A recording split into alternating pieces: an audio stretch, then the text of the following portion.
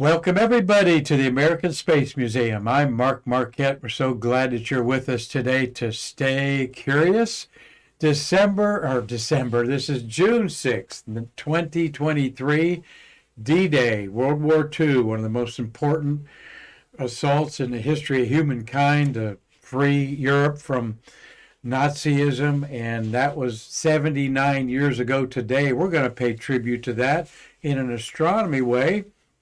And we're also, that astronomy way, hint, hint, might have the moon involved in it here. And we thank Mr. Dave Stange, who's probably pretty flipped out that he said, honey, that's our honeymoon place in Hawaii that we revisited over the, I think you were there last winter there, Dave, but pulled this out there to kind of get everybody warmed up across the country there. Though this is Hawaii, we're warm down here in Florida and all over our fruited plain. People are getting ready to get on their summer attitudes. So thank you, Dave Stange, for being such a great follower of our Stay Curious program. And he made an investment financially in our museum that we bought a little widget here to make sure we can keep transferring this image to a computer. So excuse me, while I'm talking about that, say hi to Marty Winkle, my co-producer. Marty, writing down a few of the names that are pouring in here. Who's coming in today watching us, Marty, as you're writing them down? Well, we got Doug Flores and Cynthia Rossi, Gary Jarrell, Carlton Bailey, and Melissa Pope. Well, thank you all for tuning in here. You're going to enjoy this program. We're going to talk about a couple shuttle missions, and we're going to talk about that bright star that's in the west after sunset. And there's another not so bright star near it that's always in the news. So let's kick it off today and keep our fingers crossed as we had our IT guy, Bruce Jacobs, in here kind of going over our computer and stuff. We know we've had some compromised shows with some anomalies to our computer system. So thank you for sticking with us and staying curious all the way through a program today. But congratulations is certainly in order to Chris Calley. He did get first place in the Two Roads Brewing Company's contest.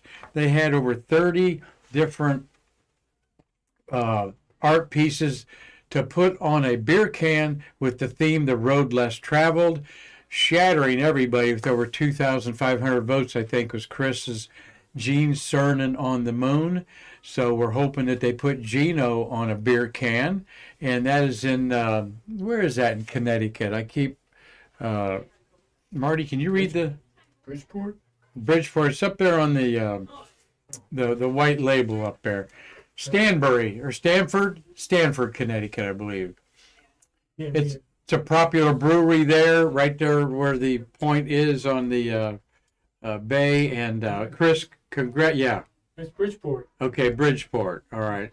But you look in the white, Marty, and it has the address is Stamford, I believe. Yeah, I can't read that. Okay. Well, Chris, we hope that they took the first 5, and then they're going to have maybe decide who's not family and put them on the beer label there. So good job, Chris. And people on Space Hipsters help you reach that. And what a beautiful, iconic image of the last man on the moon, Gene Cernan. And here's a nice little picture of Chris, one of his collages in the background there. We appreciate you supporting the American Space Museum the way you do. He is a great partner, constantly promoting us, and we're going to be promoting him later this week with a special offer. Well, just to throw in there today that on this date in space history, 70 years ago, this is a very famous photograph, Matador over the Lighthouse, widely distributed. This is a unpiloted bomber rocket concept in 1953, 70 years ago, called the B-61. And this was exhibited for the first day on an open house at the Pentagon, all right.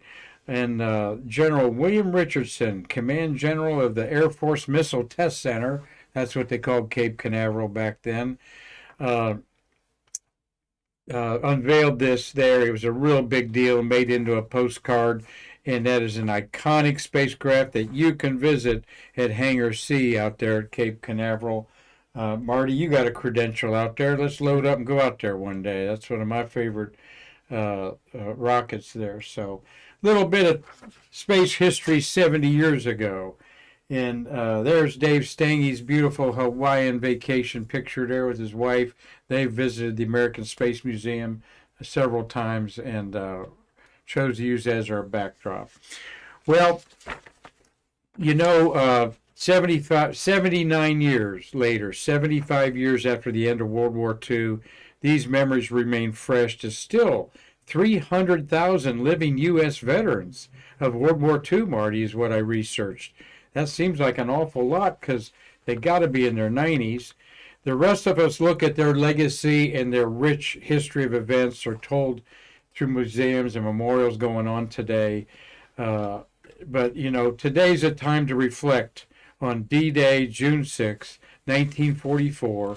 And this was an iconic image taken there.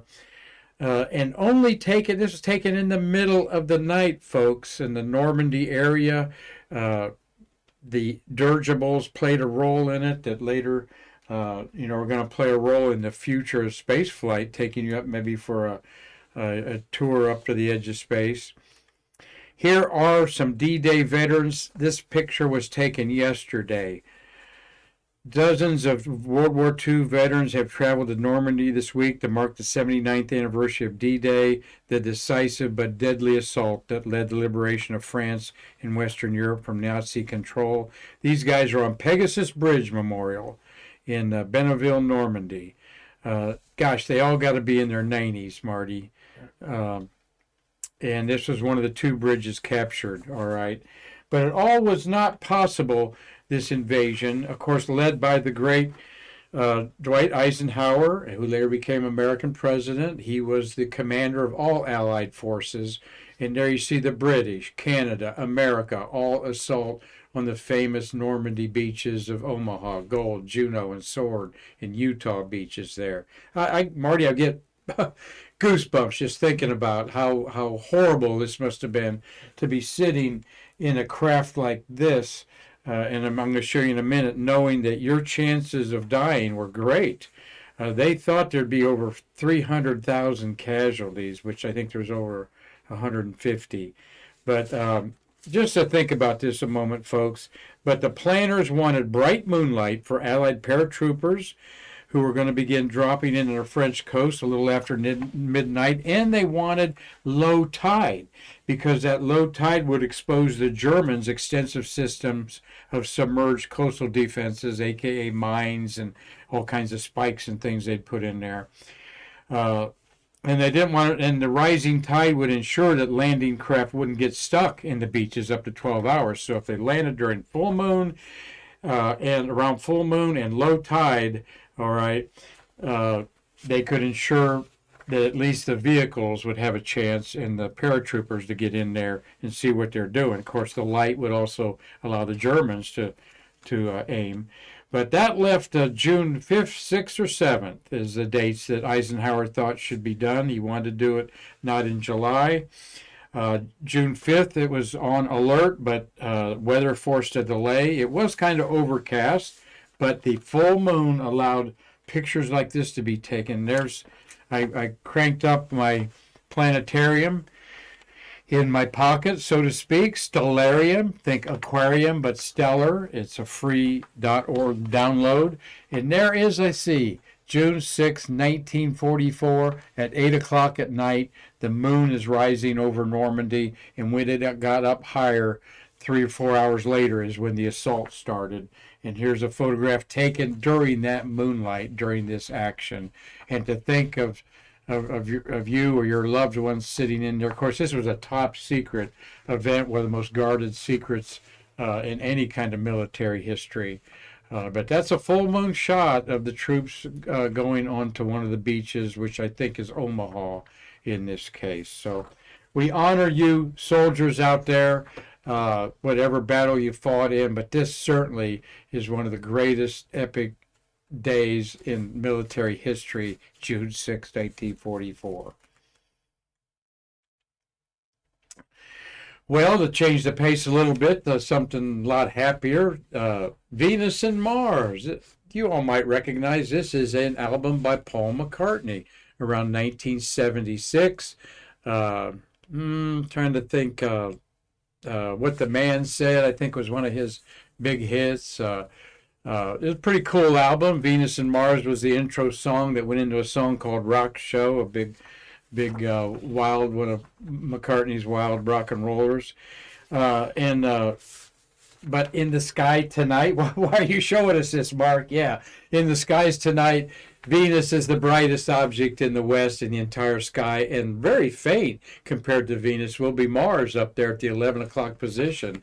Venus is some 30 million miles from Earth, while Mars is over 200 million miles from Earth, okay? Of course, Venus is between the Earth and the Sun, so it only is seen after sunset or before sunrise.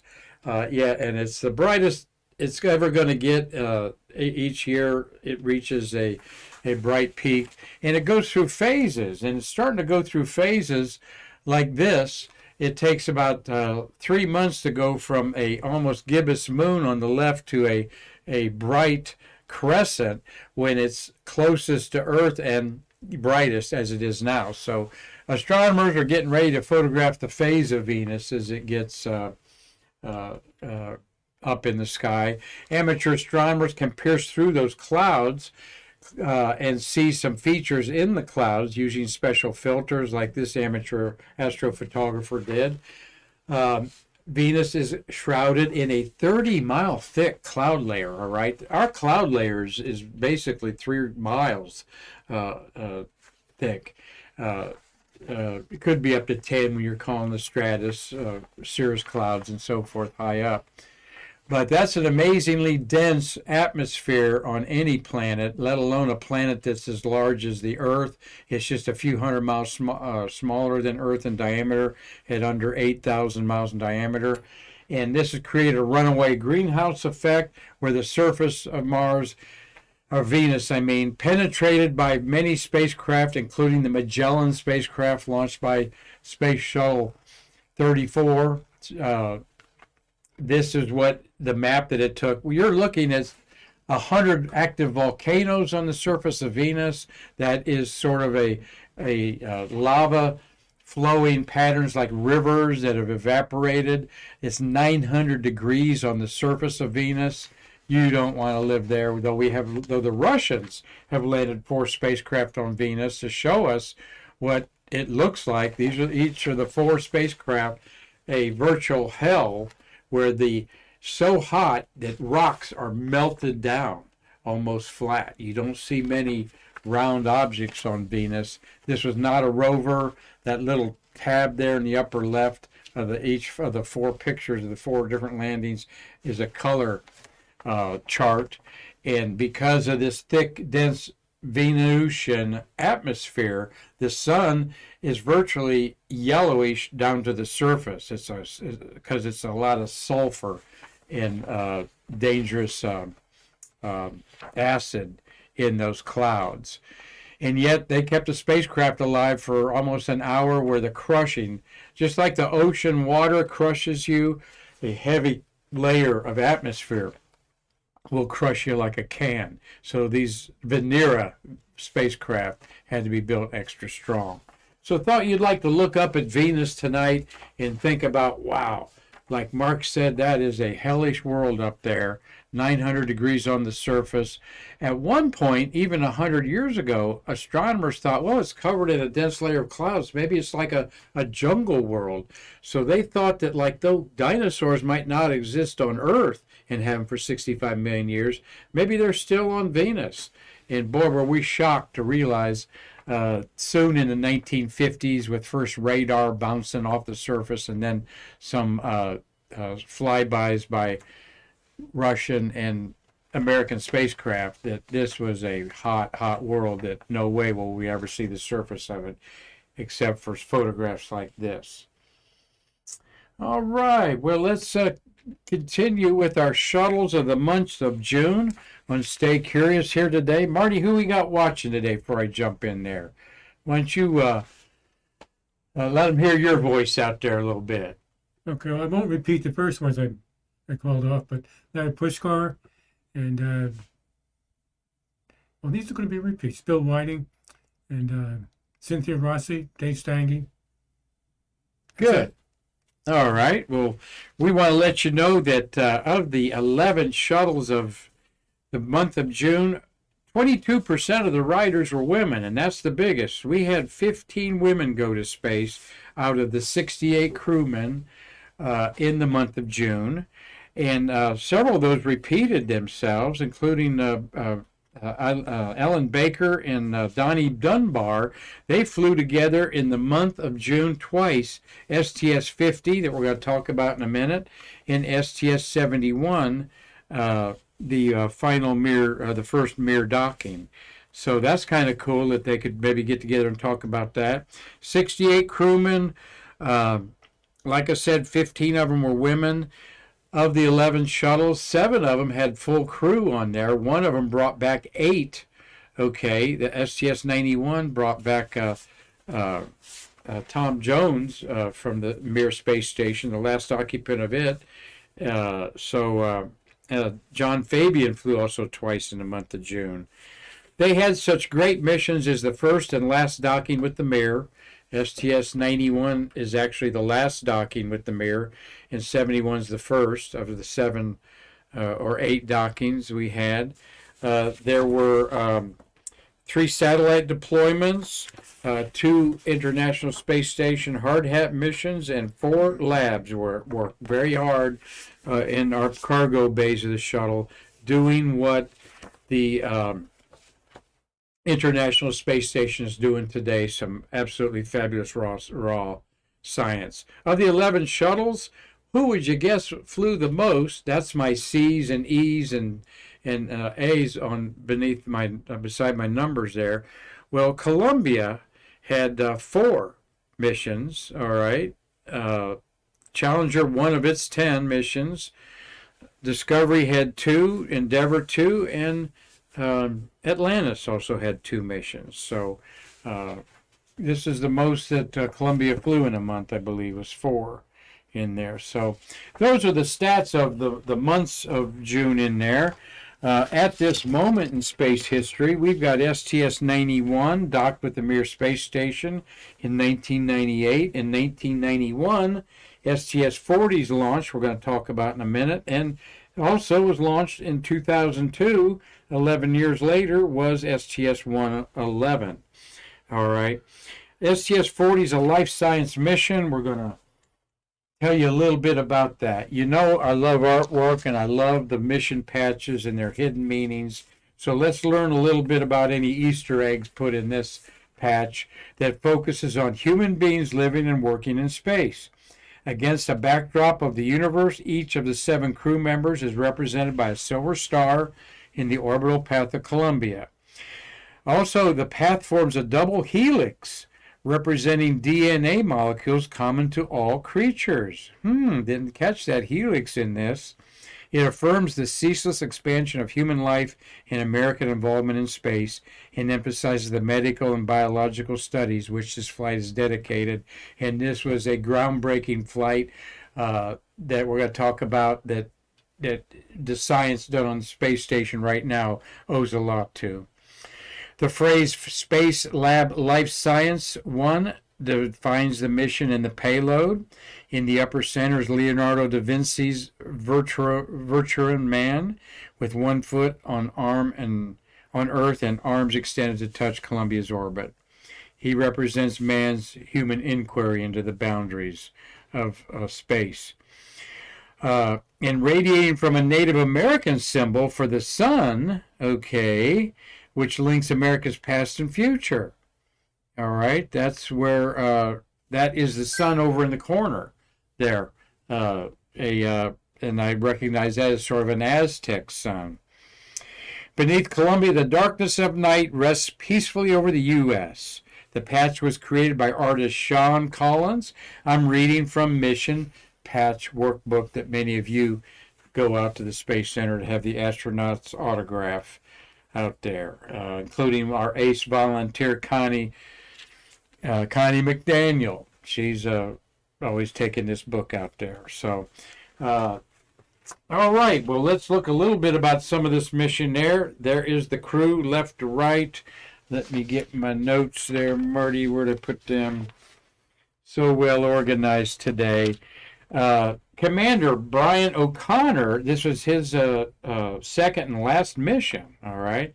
And he's, O'Connor's there on the top left, all right? The commander's standing up, and on the right-hand side is the pilot, Sid Gutierrez, his first to second flights. And then you've got seated down there is Mission Specialist James Bagnan, his second and last flight. Rhea Seddon is seated down there. That is her. Let's see, Rhea. Okay, the man on the right, I'll tell him, that's Bagnan. All right. Drew Gaffney is the other gentleman. All right. And then the women are standing up in the middle is Tamara Jernigan. She was a rookie, but she flew in space 5 times. And then left seated is Millie Fulford Hughes, or she this is her only flight. She passed away a couple years ago. And then you've got the second of 3 flights, Rhea Seddon is seated there. And because this is such a life science, and what does that mean? They're going to be sticking needles in each other and doing all kinds of experiments on each other. Quite an ambitious 9-day flight here. So their gag picture, they chose MASH, a MASH unit outfit there. What fun that must have been to stage there at Houston, Marty. What all to get up there. That's Sid Gutierrez in the top left there. And Sid became a commander of his second flight. And he is the kind of the face of Viaspace, our hometown Brevard County rocket company that I spent over an hour out this morning at checking out. And we'll be hearing from Viaspace again real soon there. So that is one of my favorite gag photos of any of the crews. But here's a rare photo. 3 women, okay.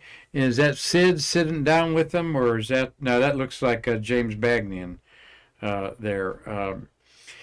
They are up on the level 195 level. You see the sign there? That's where the crew white room was. Our friend Travis Thompson, the crew lead there on that. And we're always told that around the corner to the right is the bathroom, portable John that they all supposedly used for good luck before they got on there. Of course, they got their cooling units on there to keep them cool. Looks like they're holding their air ducts open to make sure they stay cool up there, as they just kind of maybe hum to themselves. I'm 195 feet in the air. I'm not going to look over the edge, and soon I'm going to be on a rocket going to space. So love that photograph, Marty. And thank you, Carlton Bailey. This is a photo CB took of the Life Science Lab in the cargo bay at the, Marty, would that be in the that'd be in the operations and checkout building, wouldn't it, Marty? That's what it looks like, yes. Okay.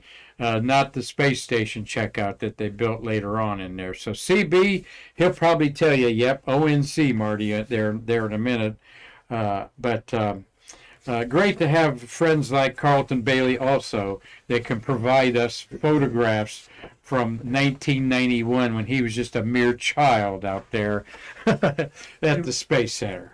Yeah, I'll take it back. I don't think that's the ONC. Okay. No. Marty says it's the Space SSPF. SSPF, yeah. Space Station Processing Facility.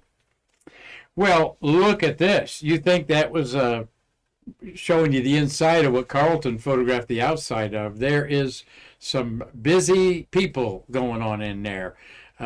You got labs going on. You got somebody that looks like Sid Gutierrez there that's got a skull cap on. Millie Hughes Fulford's upside down. Rhea Seddon's on the left, and there's Tamara Jernigan doing her thing in there. I love that picture too. 9-day mission, and very successful mission. And then launched on the same day, June 5th, 2002, is Endeavour on its flight to the International Space Station to swap out the crews, okay? Expedition 4 for Expedition 5. So there was still a hard hat mission to be done on this. Some very interesting astronauts involved in this. But I'm going to tell you about the crew patch, of course, from this book by, I ought to give credit to who wrote the book, Marty. This book I'm researching out of. I think it's a NASA publication, yeah. A complete guide to NASA's human space flight. Okay. This patch of one of triple aces, I would have put some, I don't see an ace of spades in there anywhere. The patch symbolizes the hardware, people, and partnered nations contributing to the flight. Endeavour rises on the plume of the astronaut office symbol, carrying the Canadian Mobile Base System for installation. The ISS orbit completes the astronaut office symbol and is colored red, white, and blue to represent the flags of the U.S., Russia, France, and Costa Rica. The Earth background shows Italy, which contributes the multi-purpose logistics module used to resupply the ISS. Those were Raffaello, Leonardo, and Columbus. Thank you very much. 10 stars represent the 10 astronauts and cosmonauts on orbit during the flight, and the star at top represents the Johnson Space Center from which the flight is managed. The names of the STS-111 crew border the upper part of the patch, and the Expedition 5 and 4 crew names form the bottom. Artist Mark Jacobs worked with the crew to design this artwork. So simple, Marty, but so much symbolism in that, okay? UF2 and MBS symbolize the payloads that were taken up there. So here are the crew. Oh, backwards, Mark.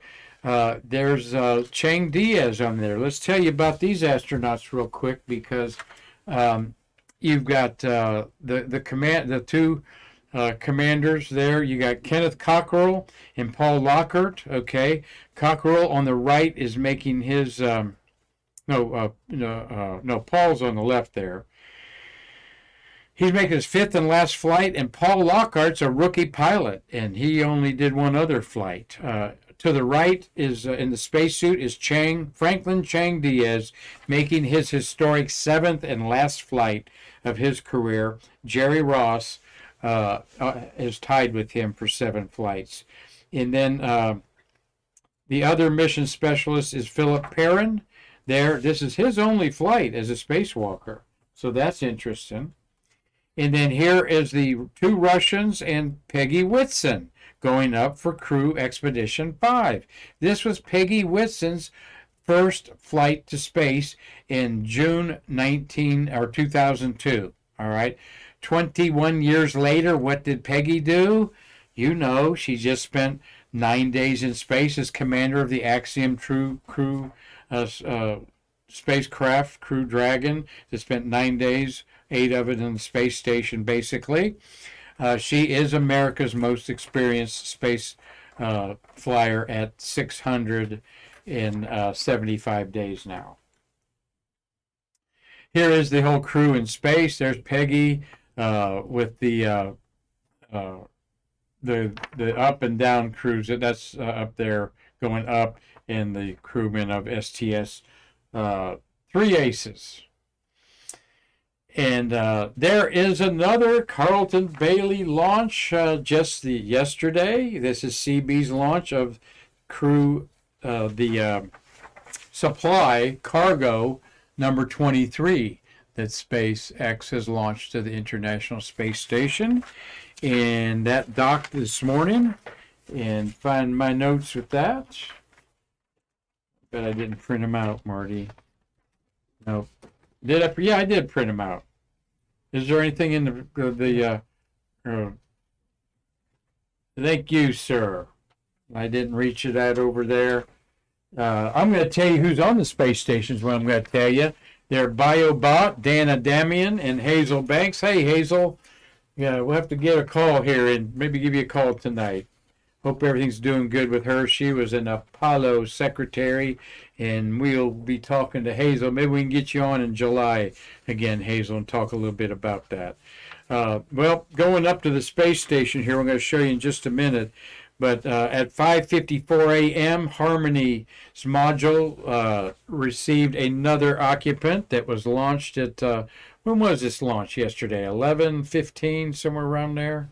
I think 11:47. Thank you, Marty. Yeah, 11:47 yesterday. CB, great shot that he took of the liftoff because, boy, it went in the clouds right away. I actually lost it. I was looking at some of the pelicans diving, and in an instant, I just caught the red flash, and it was gone. Hoping them pelicans would go over in my line of sight's what I was hoping would do so I could get them in the photo. So I botched it, but CB didn't. Yeah, Marty. Had a good view from KSC, though. Oh, were you out there? Oh, you were visiting the astronaut of the day out there. Yeah. Where'd you watch it from? Behind Atlantis, or Yeah, exactly. Yeah. where we watched an event out there? On the other side, Okay. because he wanted to get online for signatures. So how was the business? Oh, I got you. Tuesday is they were experiencing 3,000 to 5,000 people a day out there. Is it slowed down some? I don't really know. Oh, well, I mean, It wasn't too crowded. we know by how long we wait in lines there. So yeah, we enjoy going out and seeing the astronaut of the day. Yeah, matter of fact, I'll take it back. When we left, the line for the bus tours line was out to where the theater was. Or Oh, where the theater wow. is. Yeah. When you go out there, and I say when, not if, to the Kennedy Visitors Complex, do that first. Don't get in awe of the rocket garden and all that. Just keep walking and bear right and get on that bus right away and go out to the Saturn V Center. They can take you back anytime during the day. Buses run all day long, and then you can enjoy Atlantis and the rocket garden. And something that I'm enjoying going to is the Gateway. And I did the Mars the other day experience, and we had Nick Thomas, our astronaut wrangler out there, was on. Nick did a fabulous 90-minute show that you're going to want to hear every moment of it to figure out what was Gene Cernan wearing, what kind of EVA pants that he had that have never been worn before. All right, that'll tease you to watch Nick Thomas. Pardon me? Or since. Or since, yeah. Before or since, yeah. And Nick Thomas, thank you for spending your time and staying curious with us. He did a great job and a lot of information yesterday in a long but informative Stay Curious program we want you to watch on YouTube. Well, there's the launch, CB. I guess I drug that out long enough for you, brother. But we do appreciate him and his talent. Up there at the space station right now in Expedition 16, left to right, is Frank Rubio, Dmitry Petelin, Sultan Enelide Yadia. And we got Woody there in the middle. He's the tallest, Woody Hoberg. Woody and a Russian, I think, are going to do a spacewalk and put new solar panels. New, smaller, and more efficient solar panels are going to go over the old ones as they roll them out, Marty, like rolling out a carpet. And look forward to that spacewalk coming up. Andrei Fediev and Sergei Pokolov is up there. So we got 3 Russians, 2 Americans. No, we got 3 Americans, 3 Russians, and a Sultan from the United Arab Emirates up there, living in harmony, orbiting the Earth 17 times a day.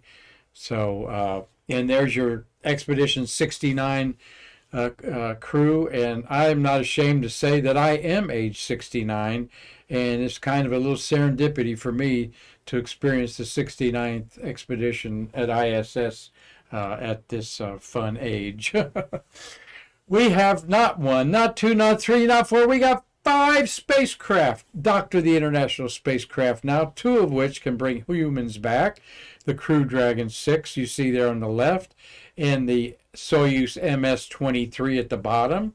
Those can easily bring back all 7 crewmen, not in the same one, though they would certainly try to do that with the Dragon. You can't get more than 3 people in a Soyuz, okay?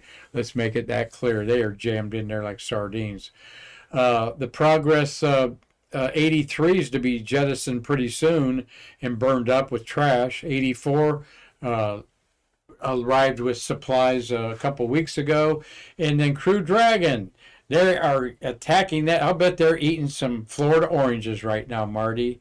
Hope they are anyway, because that's one of the first things that's there to hatch is good fresh fruit and food and so forth, so they can have a nice snack and energize themselves there. And it's hard to see the cupola in this picture, but it's there in the bottom, right there in the middle of the section there. There is our ISS floating among the above the Earth there, that thin blue line, the only border that matters in our world today. So, well, Marty, we got through without any hiccups. Holy cow. Thank you, Bruce Jacobs. He spent an hour trying to get some stuff off there, our computer and whatnot, so we didn't have any hiccups today. We are certainly grateful that you all watched our episode today, taking your time to watch today's episode, okay? If you didn't enjoy it, please don't tell anybody, okay? But no, we're proud that Stay Curious will constantly strive to offer space history like no one else.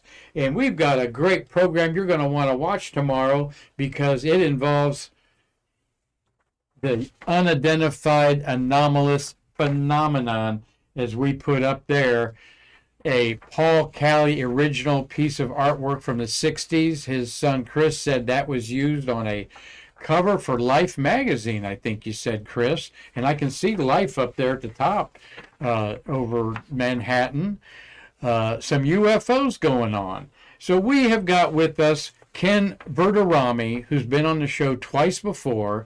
You know Ken. He has had clearance at Area 51 in his lifetime. He, in fact, was rejected 5 times to be an astronaut. So Ken has agreed to come on and talk about NASA's forum, or whatever you want to call it, with 16 professionals, and what they're going to do for NASA to investigate unidentified anomalous phenomenon. You're not going to want to miss that tomorrow to Stay Curious with Ken Verderami. So until then, I'm Mark Marquette saying I can't wait to see you in our museum to bridge the space between us.